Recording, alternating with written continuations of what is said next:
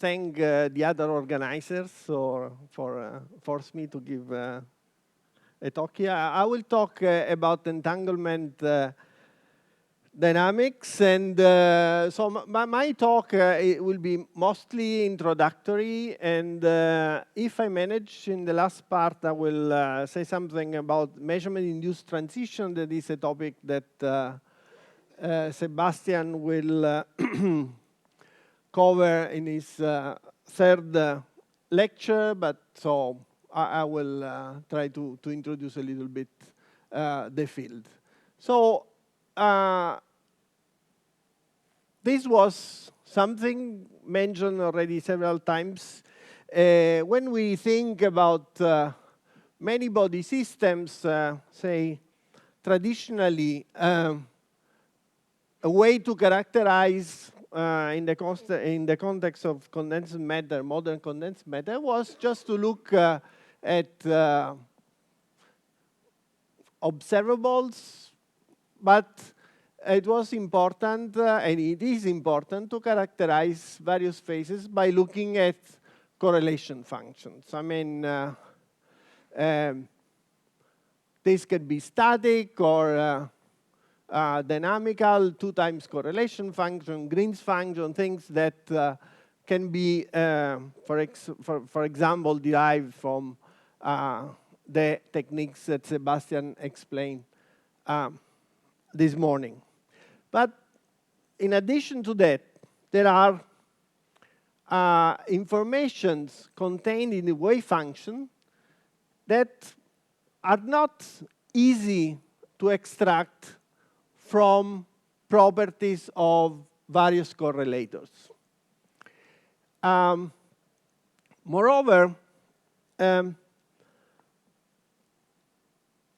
by looking at, say, for instance, spin-spin correlation function or other type of correlators, it is not easy to extract information about the quantum nature of correlation, that is entanglement. And entanglement has been playing a role in several aspects of condensed matter in the, let's say, last 20 years or so.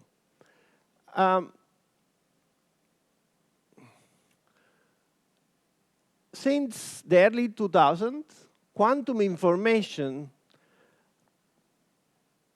tools like trying to understand entanglement in many body systems has led to new type of understanding of condensed matter system themselves. It allows to characterize quantum phases of matter. So, for instance, it has become important to understand topological phase, for example. Entanglement is also important in understanding why certain numerical simulations are easy or very difficult. So it seems that, well, it's not seems, it is rooted in the fact that when we try to simulate certain processes, sometimes the wave function has too much entanglement, and a classical computer cannot really deal efficiently with this. Critical phenomena like phase transitions and scaling appear in this quantum correlation. I will use the word entanglement or quantum correlation at the same level. Entanglement seems to be relevant also to understand not only ground state or steady state, but also the dynamics of many body systems and things like phenomena like thermalization. So what is entanglement? So let me give you a definition. So if I have a composite system, let's say a spin system, I mean, I will talk about spin systems for most of the of the talk, if you take a pure state, which is written in just a product of local wave function, this is said to be separable. If this is not the case, then there will be some kind of entanglement present into the system. For mixed state, the definition is slightly more different, because you may have a mixed density matrix, which is just a superposition of certain products of density matrix with some classical correlation in it. But let's say if a pure state is not in this form, then we say that is entangled. Now, in order to talk about entanglement, so the concept of entanglement from this definition is related to the way we partition a system. So we have a many-body system. We just decide to partition in different regions in space or other things. Once we give this partition, then we can say if the wave function, the corresponding wave function, has some entanglement or not. It is not only important to say if a state is entangled, it is also important to quantify how much entanglement. So it's just to consider entanglement as a resource. And it is possible. Sometimes it's difficult. I will consider in this discussion entanglement entropy. So this is one particular form of entanglement, how it's defined. Just imagine to have a system, for example, a one-dimensional spin system. You can consider all possible cases you like. So, and then you define a partition in a region A and a region B. So you just take this red region. So if the state of the total system is pure, then you say that the region A and region B are entangled if the entropy of the reduced associated with the reduced density matrix connected to this region, for instance, of length L, is different from 0. So the entropy of the reduced density matrix measures the degree of entanglement shared between region A and region B. From now on, I will talk about entanglement referring to the entropy.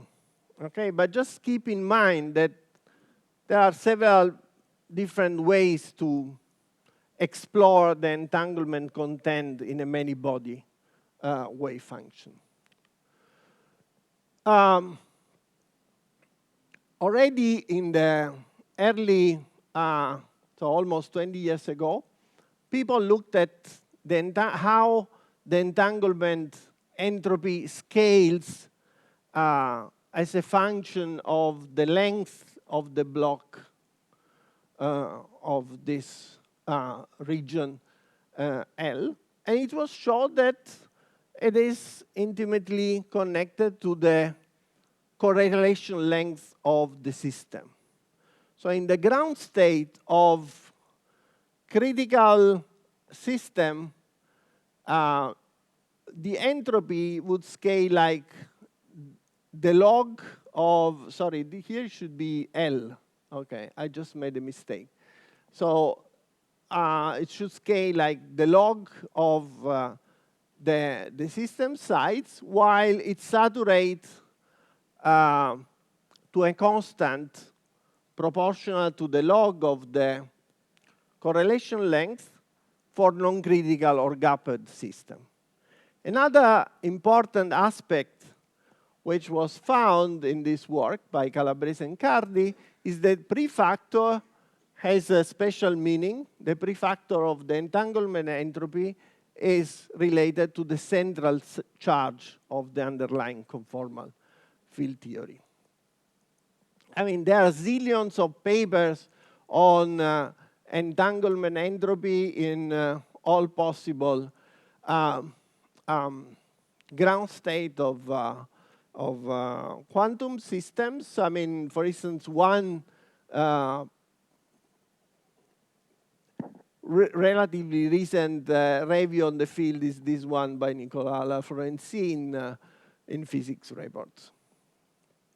Something which I would like to emphasize here is that this result of an entanglement entropy in the ground state being either constant, does not scale with so constants, or so essentially depends on the boundary between the two regions, or at most increasing like log, tells you that ground states occupy a very special corner of the Hilbert space. So if you take a Hilbert space, a many-body Hilbert space, most of the states here will have an entropy which scales like the length of L. So it's kind of volume law behavior. So ground state, so here it's constant, but in D dimension would be proportional to the area of the system. So area law states, or the most logarithmic correction, are kind of special states in the whole Hilbert space. The situation is different if you look at the dynamics. When you start with a given initial state of a many-body system, and you just evolve it. For instance, if you have a time-dependent Hamiltonian, it's just exponential of the Hamiltonian itself, then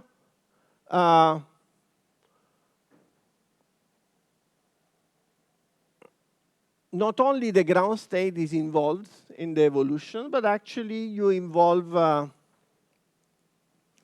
the whole spectrum in the dynamics.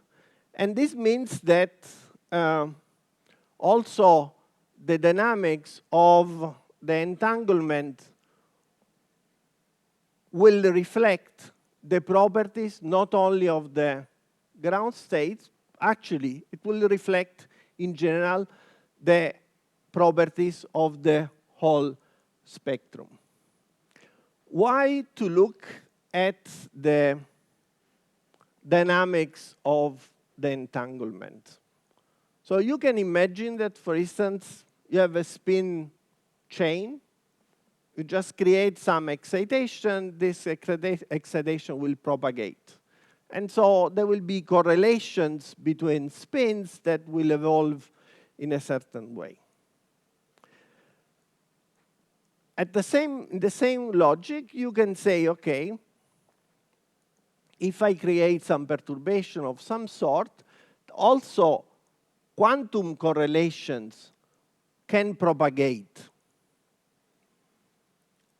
meaning the entanglement between regions will evolve in time. And we do expect that this propagation is related to the fact that the various spins will interact among themselves. Nevertheless, the way entanglement propagates is not necessarily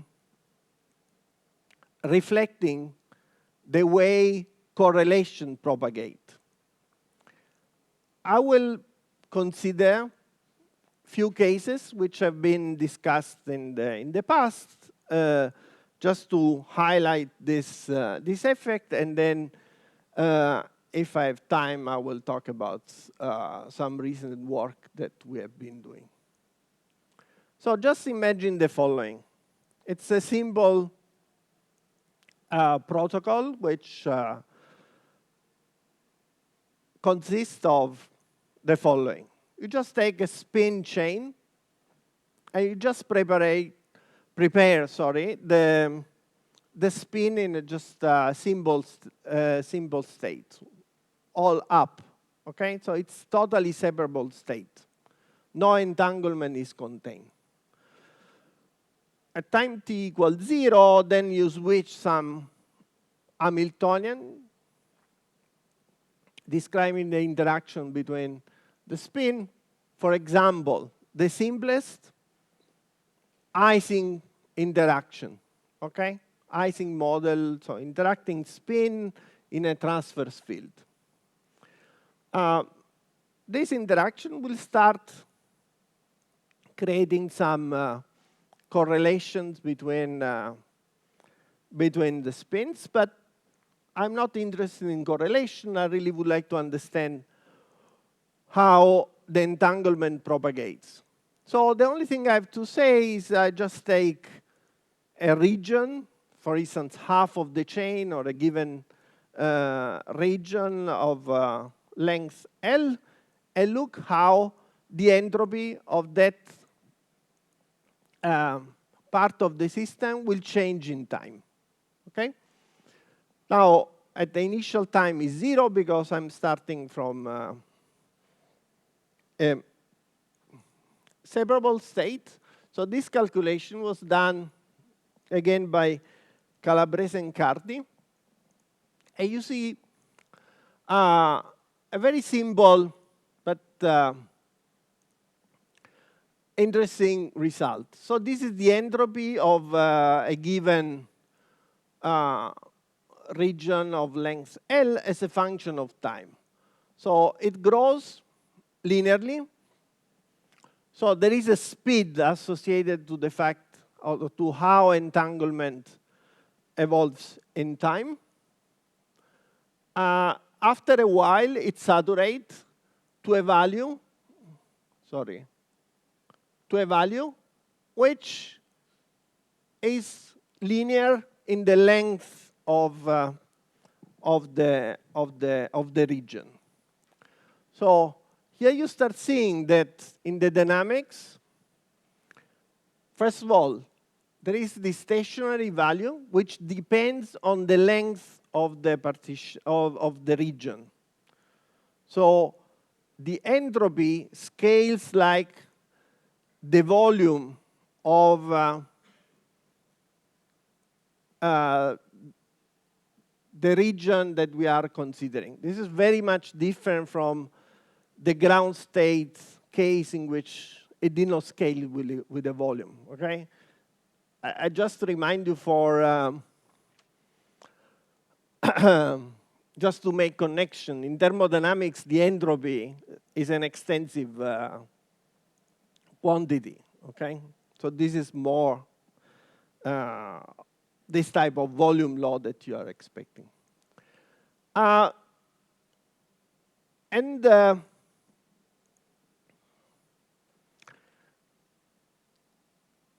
This saturation is reached by, okay, it does not. This saturation is reached at, by propagation at the given speed. Now, is it possible to understand all this behavior? So I will go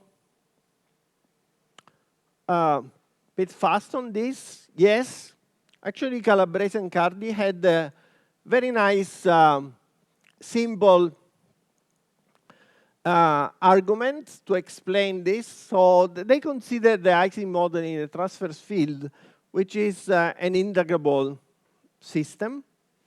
And they imagine that a way to get all the properties of this entanglement dynamics was the following. Just imagine that because of this quench, each point in space would be a kind of source of entangled particles, of Bell pairs, which would propagate at the given speed in opposite directions.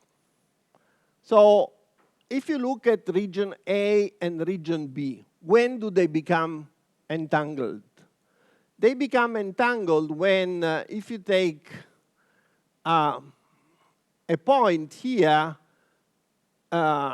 which is the source of this Bell pair, this will have one component of the Bell pair which goes in B and the other one which goes in A.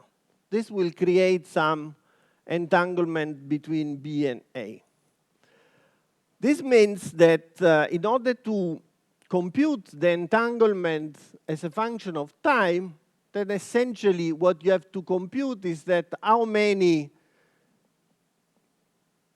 pairs will satisfy this condition of having one party ending up in B and one in A as a function of time.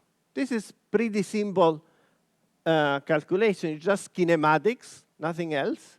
And if you do it, you will get exactly this behavior. So the entropy will grow linearly up to a time t at which it will saturate. The opening is determined by the velocity of quasi-particles, which is related to that particular model, to the interaction, yes. So let's say this is the simplest case in which, so in general, the velocity will depend also on the momentum of the quasi-particle. This is a simplified version.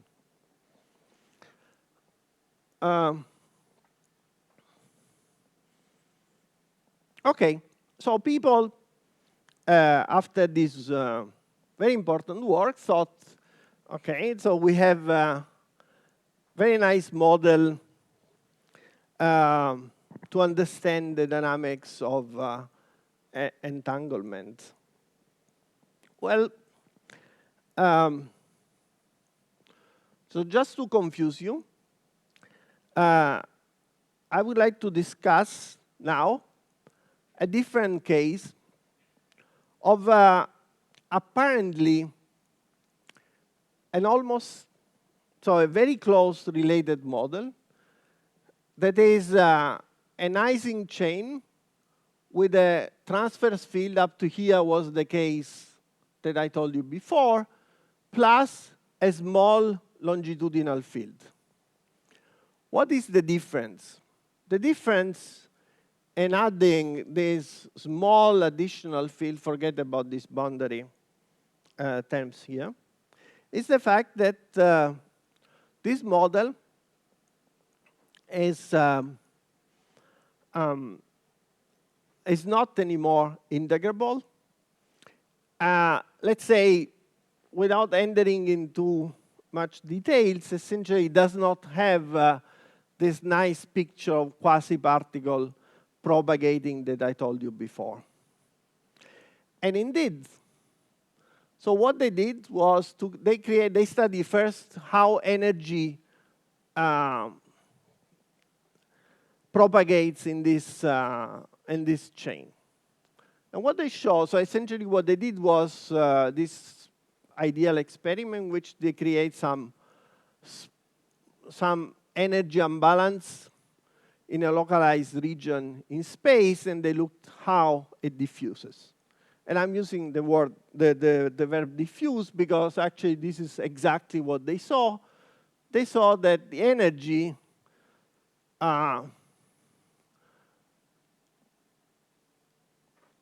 evolves as the square root of time. Okay, there is no ballistic propagation because there are no such a quasi-particle I mentioned before. Okay, so energy diffuses as the square root of the time. The big surprise is that if you look at the entanglement, again, at the entropy as a function of time, the entropy grows linearly in time. So it has exactly the same property as before. So it grows linearly in time. And coming to your question now, the big question mark is, so here there is no velocity of quasi-particles. So one should understand what is the reason why it grows linearly.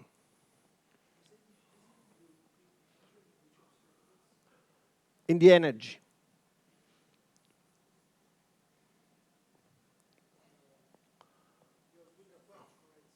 So you're doing a non-uniform quench. So you create an initial state in which you have just a localized imbalance of energy.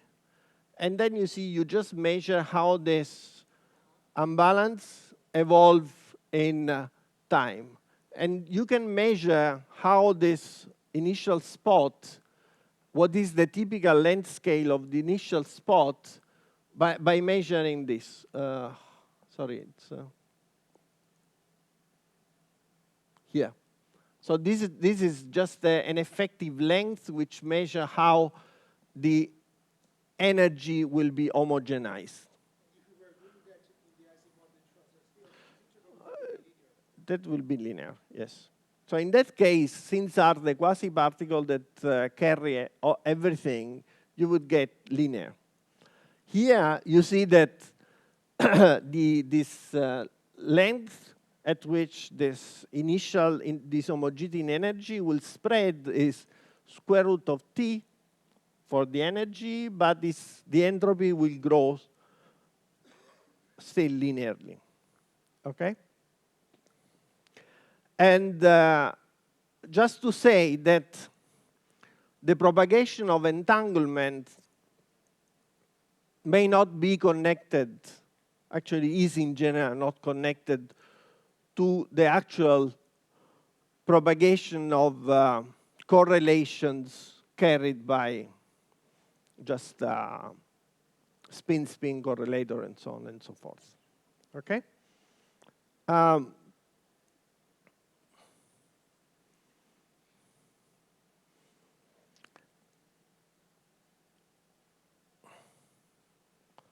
So actually, there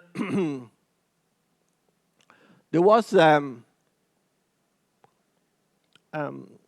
large body of work to understand why systems that have a behavior,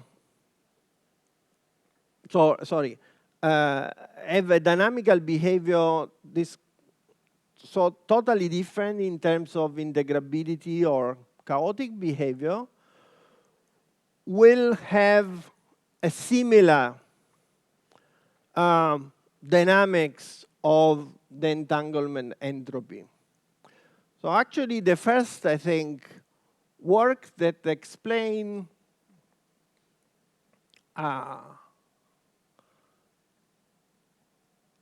this in a kind of chaotic system was this work by Ho and Abanin, who pointed out that the linear behavior of the entanglement entropy in chaotic system is actually related to the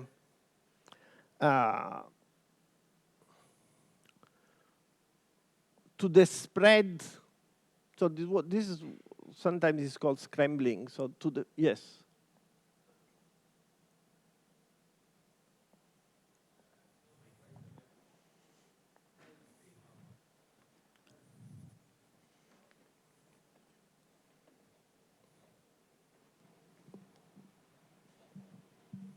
So, Professor, can you just explain a bit that new expression for the entropy? Because when I take the trace of the density matrix squared, I'm trying to like compute a kind of purity of that density matrix. So what's Sorry, I did not. what is the meaning of that new entropy? Because it's Yeah. different from Okay, I the will come entropy to. that I you will come to that. showed earlier. Yes. Okay. Thank you.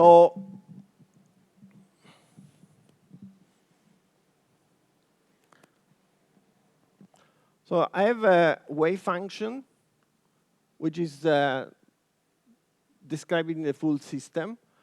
From the wave function, sorry, then I just do a partition, and I take A and B, okay?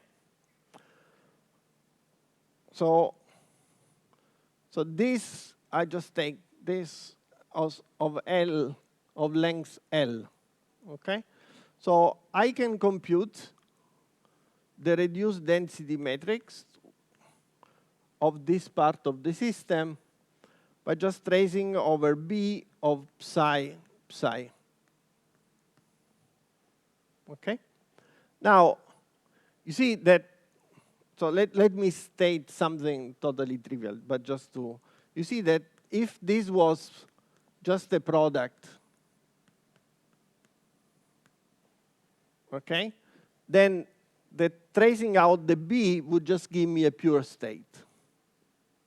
So anything which leads to some mixed state for rho L is related to the fact that the initial state was not separable. Once I have this, then I can take any measure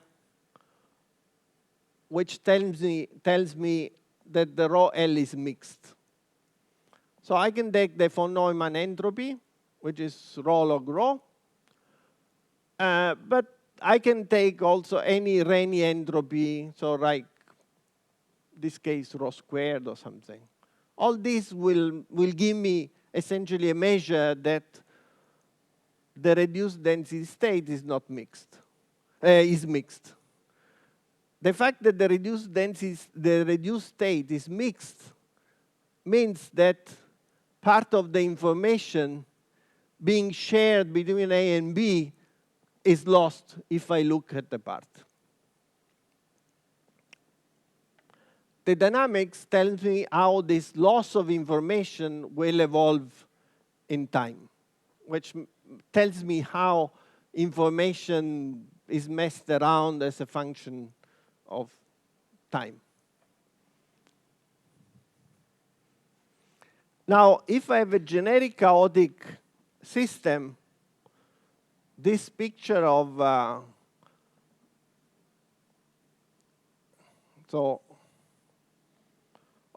quasi-particles, for instance, starting from here and here, does not apply because there are no propagating quasi-particles. So the question is that why do we get a linear propagation?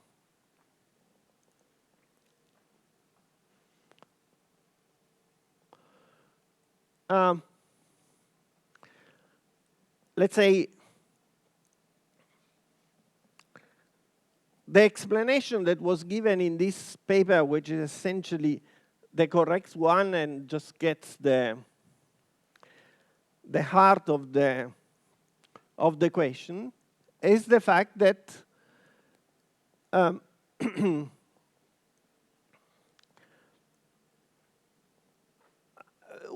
you don't need quasi-particle carrying the information. So what happened is that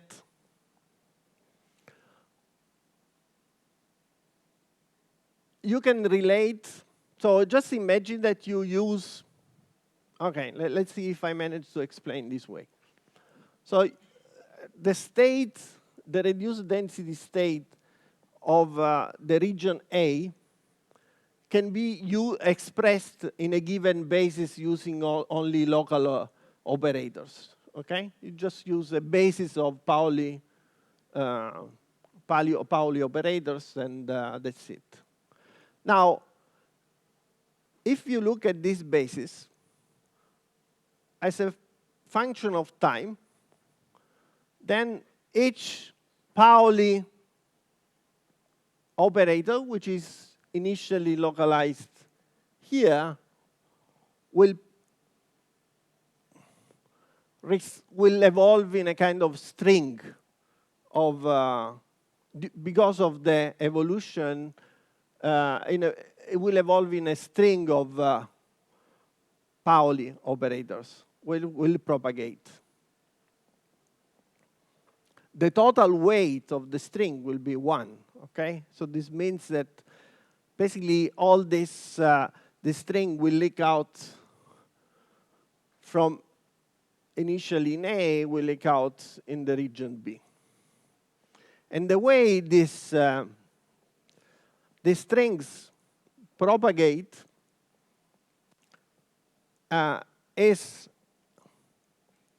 essentially related to the linear growth of the entanglement entropy. So actually, Ho and Abanin constructed a simple toy model that showed that this operator scrambling leads to a linear entropy growth. An important step in understanding the physics of entanglement entropy growth in chaotic system was done in these 3 papers, who did not consider Hamiltonian evolution, but they consider the evolution induced by random circuits. So random circuits are just imagine that you have your chain, but instead of considering an Hamiltonian evolution, you just realize a time evolution by creating gates between pair of qubits or spins.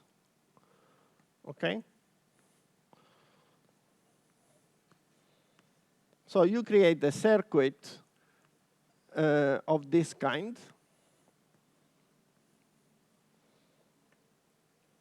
in which instead of using an Hamiltonian evolution, you just create a sequence of qubits, of two qubit gates. Okay? Technically, is this type of construction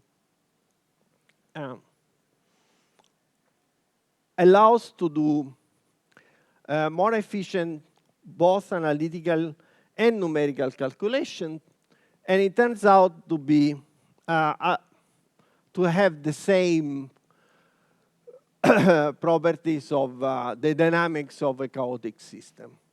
And indeed, those people managed to relate this growth, linear growth, to the operator spreading in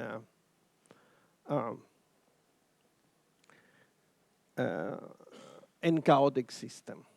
So this was my long introduction. Yes?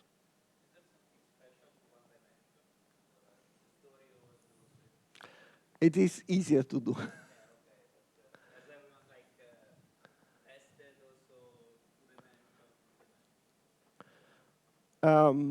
So there are some.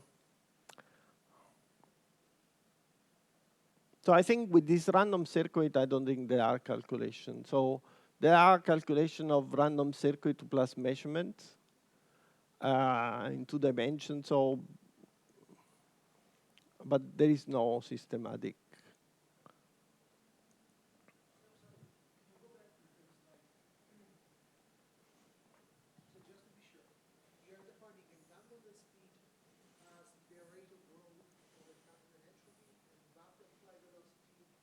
Of the autok.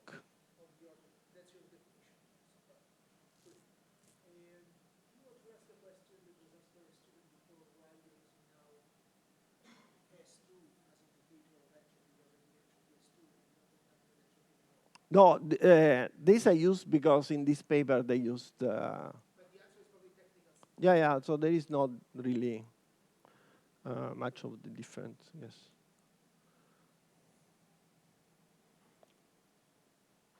So if you take, for instance, coming back to your, so for instance, in the ground states where there are more extensive calculation, again, there you will get area law, which now is related to perimeter, area times log correction for critical system. This has been studied for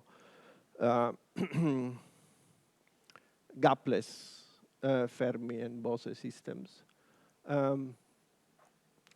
I don't think serious calculation have been done on the chaotic case.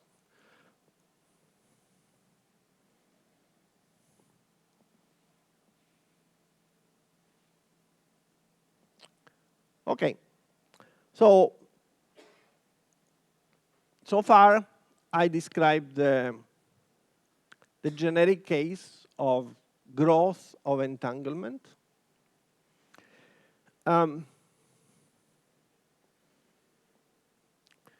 Just to summarize, so there are, let me call it, fundamental questions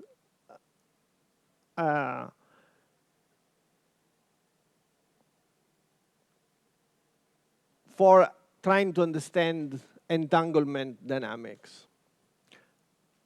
Entanglement dynamics is not easily extracted from the dynamics of correlators.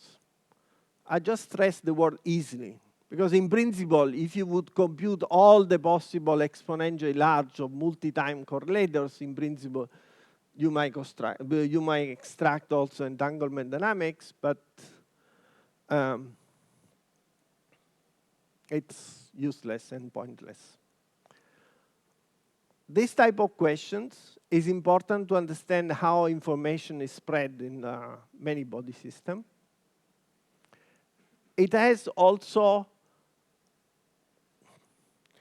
important application in the possibility to simulate the system. The fact that the system, in a system, entanglement entropy grows tells you that the simulation that you are going to do becomes more and more difficult.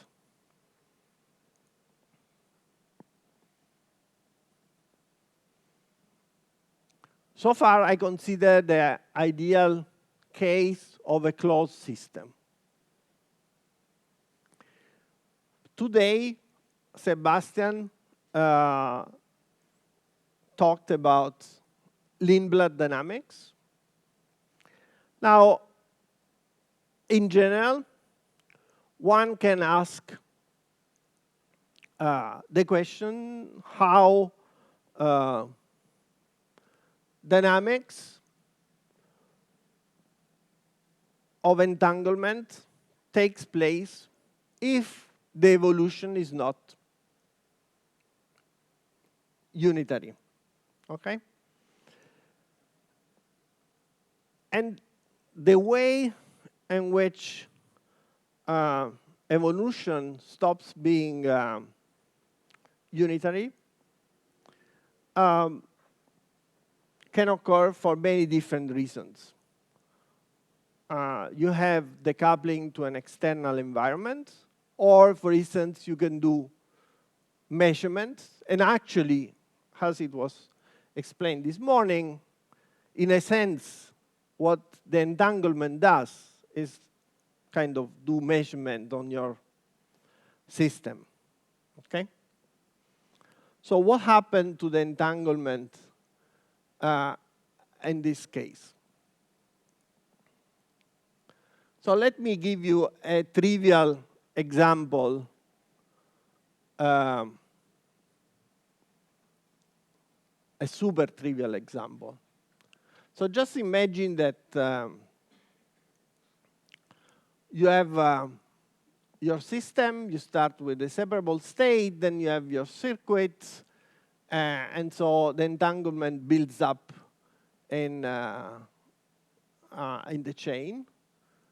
Now, imagine that you just do a measurement at the end, and trivially, you just do a projecting measurement on each of the sides. Then, of course, you totally destroy the entanglement. Okay? So this tells you that if you just do a local measurement of any sort, okay, a local measurement, just what it does, it just projects the state to be locally separable from the rest. So this is a process which tends to destroy entanglement. So I consider this as cases in which I completely destroyed. But I can be kind of softer in this, and instead of doing a measurement on all possible sites, I can consider partial measurement. And the same question I can ask in any many-body system which is coupled to some external environment, with some caveat. Some picture you saw this morning in Sebastian's lectures, I just put in this panorama of open system also those cases in which the open part of the dynamics come from the fact that I'm doing measurements on the system. Okay? So what is the entanglement dynamics in this case? So this we saw this morning. If I would just describe the effective dynamics of the system, then the right quantity to consider is the density matrix. And the density matrix will obey some dynamics. And most of the physics that is hidden in this seemingly easy dynamics, which is, however, very complex, come from the fact that there is a competition between the unitary evolution, which forces to do something, with the dissipative term, which forces the system to do something else. An equivalent way to write down the dynamics is, instead of writing a Lindblad equation, just to write a kind of a map between different times. And this is known as the Crossmap, and which tells you that a generic transformation between two different density metrics at different times can be expressed in this form, where the sum over all the alpha of k dagger alpha k alpha is the identity. And you can just relate the Krauss operator k to the Lindblad form through these relations. The density matrix describe the evolution of the system if you have ignored, or you are not interested in the way this interaction between the system and the external world has occurred. Actually, if you are able to follow the dynamics and take notes of all the processes that has occurred. So if you are able to follow these dynamics, actually what happened is that the evolution of the wave function of the system happens according to kind of a smooth evolution plus jumps. So if you take the cross operator I defined in the previous slides, then the Schrödinger equation essentially is not the I mean the evolution of the system takes into account how the process with environment is taking place. And this evolution is just a smooth evolution with random jumps at the given times. So let me give you a very simple example to explain what I mean. Just imagine that you want to describe a decay of a two-level system. Okay, so we just solve the Lindblad equation, and just we get that the probability to have the system in the excited state is just an exponential decay to the steady state. But this is just the average information. If you are able to monitor the system, so essentially what you would observe is that at some point the photon is emitted and the system goes from the excited state to the ground state.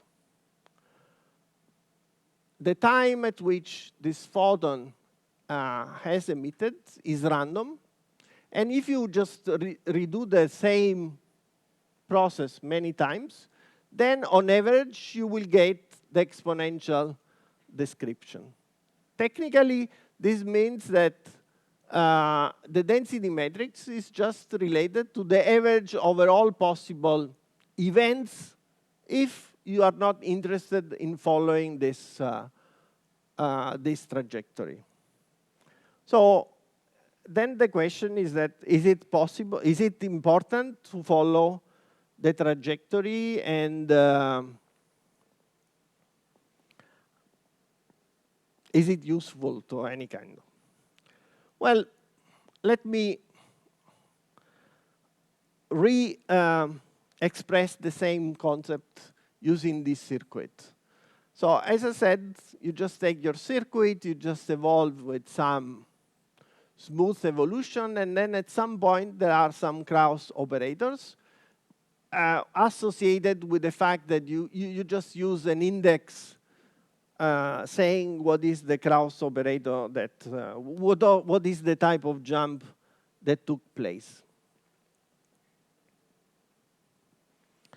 Now,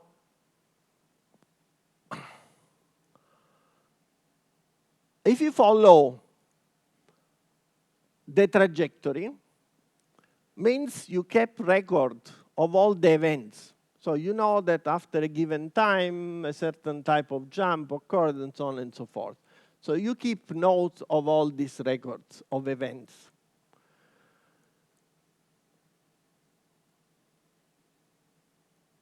Having defined this record of events, you can define an average for a given trajectory. Okay? What the density matrix tells you is the average over all possible trajectory as well. Now, if you're interested in any observable, doing the average here or in the state, it is exactly the same. And so the density matrix gives you all the information you need. But actually, this is not the case if you are interested in a nonlinear function of the state. The entanglement entropy is one of those examples. So if you're interested in determining the entanglement entropy in a given dynamics, in a given trajectory, then you are not allowed to compute the entropy from rho, because it's a mixed state, but rather you just follow the first the evolution along one trajectory, and then perform and eventually the average over trajectories. And again, is this relevant or important? Well, it turns out that there are phenomena that are totally invisible in the density matrix that are present at the level of single trajectories. So just imagine you do the following. You just do unitary evolution and measurements. Then if you just average over measurements, you would get something which is just an identity for the density matrix, so there is nothing. But it turns out, as I try to explain, that if you do local measurements, then you tend to destroy entanglement. So now just imagine that you do measurements on a fraction of sites. There will be a competition between the unitary gates that create entanglement and these random measurements that destroy locally the entanglement.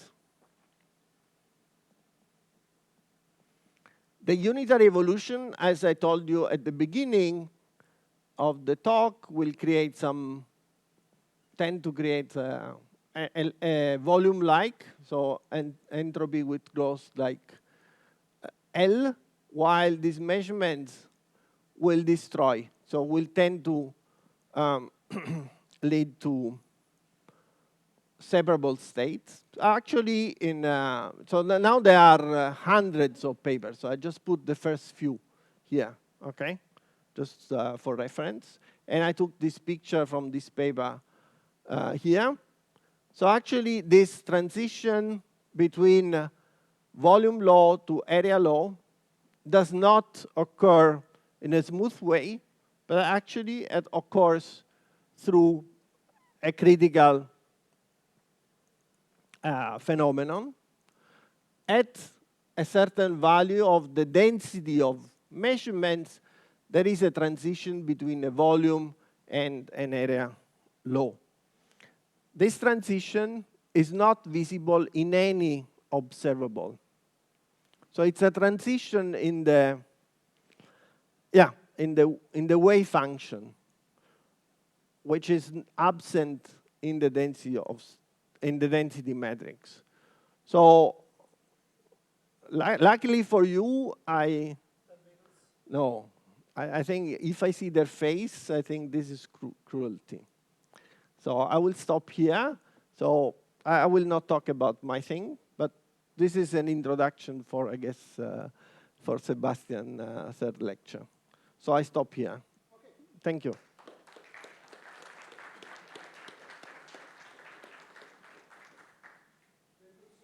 I guess you can hear my voice and generally put it out. So Sarah gave a tutorial on entanglement and delivery systems. So to your questions from the standpoint of the school or from the standpoint as a student.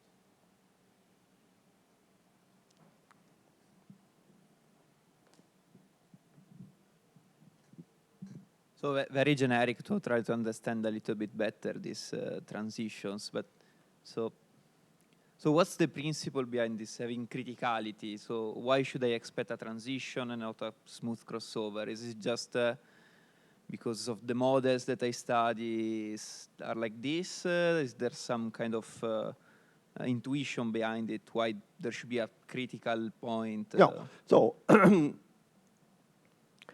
So let me say generically, if you take, in general, phase transition arise because of competition between two terms which act differently. Okay? So this is the case for classical phase transition where you have entropy versus energy. In quantum phase transition, there are two terms in the Hamiltonian. In the dissipative transition, there are two terms in the Lindblad equation. Okay? So here, you have two mechanisms that lead two different behavior. That is, I create entanglement with the Hamiltonian. I destroy entanglement by acting locally, so doing local projections. So why this competition leads to a transition? I mean, there are competitions that sometimes do not lead to a phase transition, right? So, but for example, what's the notion of the correlation length in this kind of transitions? So where can I look for a diverging correlation length? There is a, so this transition has scaling. I mean, of course, there are several other cases, but just take this one. Okay. So you can use the standard scaling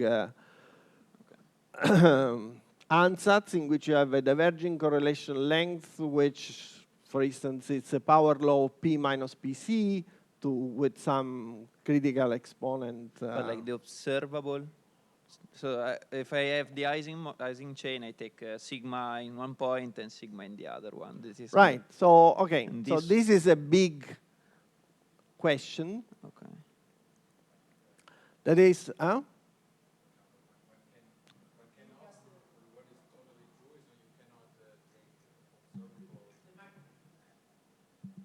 you cannot take observables that are linear in the state. No, but no, for right. example, if you look at the density of one replica of the state with the density of another replica of the state, so something that you can write as quadratic in the state, then you can define a length, for example, a correlation length between these densities sitting on different copies of the same density matrix. So let's say there is a big question that is related that you should be able to do, to realize several times the same trajectory. Once you do this, then you can see this as the following. So you have a stochastic process in which quantum dynamics give you just the rule of the game, and then, but you have stochastic variable, which is the jumps that occur in your system, okay?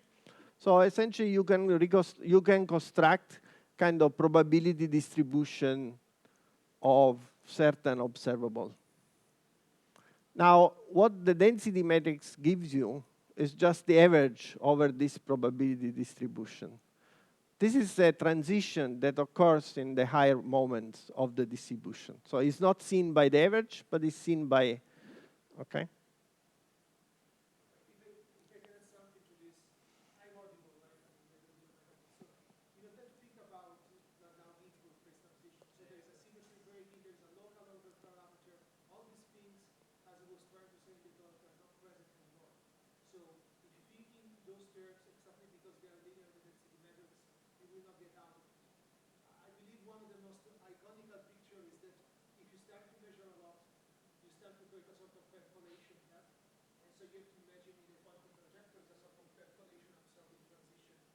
So, for instance, referring to what Sebastian was also saying, you can describe this probability distribution by creating replicas. And this transition, because these jumps are kind of disordered in time, okay? And you can express this transition in replica space.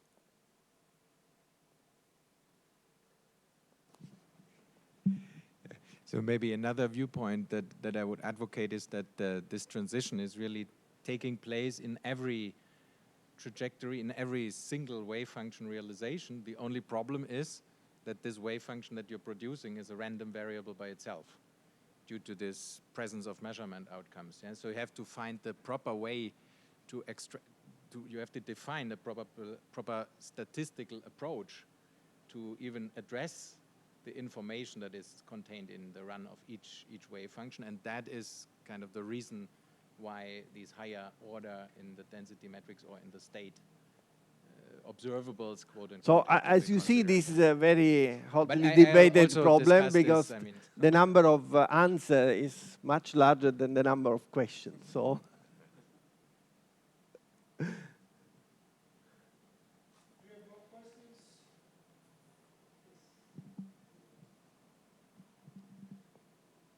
So how related is this sort of diffusion of entropy with the phenomenon of domain wall melting? Because it looks very similar to, for example, the diagram you drew on the blackboard. And if it's similar, could studying the melting of a domain wall be a proxy for entanglement? So I think in the case of diffusion, I mentioned that there is no, I don't think you have this domain wall melting. I think, yeah, so that dynamics is just operator spreading.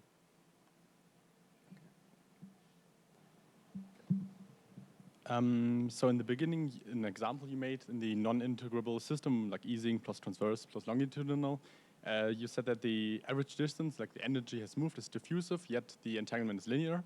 However, if I consider, let's say, some typical OTOC, it will also spread linearly. Does it? Yeah, it spreads at the initial time with a certain velocity, yes. Yes, so does it simply mean that the average distance of energy is simply not a good measure, which relates to entropy? Well, so it means that the spreading of energy is not related to spread of information. So they just Okay. Just are disconnected. It's like energy information separation. So. okay, all right, thank you. Anything more? Good. If not, let's thank Sarah again for this tutorial.